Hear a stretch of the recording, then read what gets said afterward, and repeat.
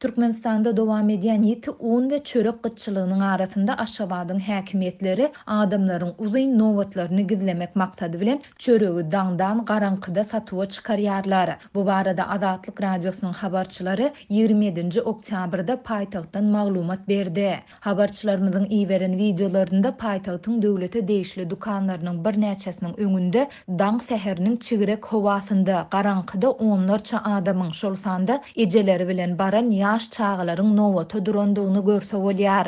Bazarlarda çöregiň bahasy 10-25 manat aralygynda bahalanýan mahaly 1-2 manatdan çörek satyn almak isleýän bu adamlar dukan açylan desini oňa tarap ylgaýarlar. Videoda adamlaryň bir-birinden öňürtü çörek satyn almaga çalyşýandygyny synlasa bolýar. Şeýle onda nowata ýeten adamlaryň her biriniň plastik haltalarda 3 tane buhanka çöregini alyp gidýän pursadyny görse bolýar. Azatlyk howpsuzlyk ýagdaýlary sebäpli redaksiyamyza gelip goşan videolary çap etmekden, olaryň haçan we nirede düşürilendigini aýan etmekden saklanýar. Habarçymyzyň sözlerine görä ýurduň Söwda we Daşary ykdysady aragatnaşyklary ministrligine değişli dukanlara çörek bir gün öňdürli wagtda getirilýär. Emma ol getirilen wagty gyzgyny bilen satylman ertiri ýerden ähli dukanlarda bir wagtda satywa çykarylýar. Adamlar çörek satyn almak umydy bilen daňdan sagat 5-de dukanlaryň öňünde nowata durup başlaýarlar.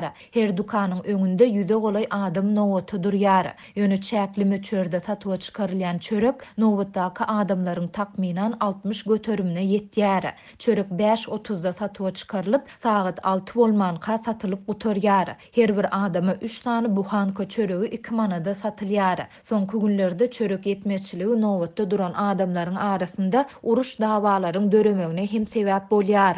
Köp wagt bäri dukanlary un paýoklary hem gelmeýär diýip çörek satyn almaga baran Aşgabatly ýaşaýjy şaýat bolýan ýagdaýlaryny anonimlik şertinde habarçymyza gurrun berdi. Türkmenistanda soňky bir näçe ýyl bäri dowam edýän ykdysady kynçylyklaryň arasynda ýurduň ähli künjegindäki döwlet dukanlarynda adyk şol sanda çörek we un gytçylygy emele geldi. Bu gytçylyk soňky 2 ýylyň dowamynda hasta ýitileşdi. Soňky aýlarda häkimetler döwlete değişli çörek dukanlaryna we tamdyrçylara gödöwçüligi artdyrmak arkaly bu gytçylygyň öňüne almaga synynşýar. Şu ýylyň sentýabrynda türkmen häkimetleri subsidiýelenen unyň bekanun satylmagyna garşy göreşmek çäreleriniň çäginde öz hususy hojalyklarynaky tamdyrda çörek bişirip satýan aýallara garşy reýtleri geçirdi. Munyň ýyzy süre kanun goraýjylar çörek dukanlarynda paýok unlarynyň ogurlanmagy bilen bagly derňew işlerini geçirip döwlet dukanlarynyň ençeme işlerine garşy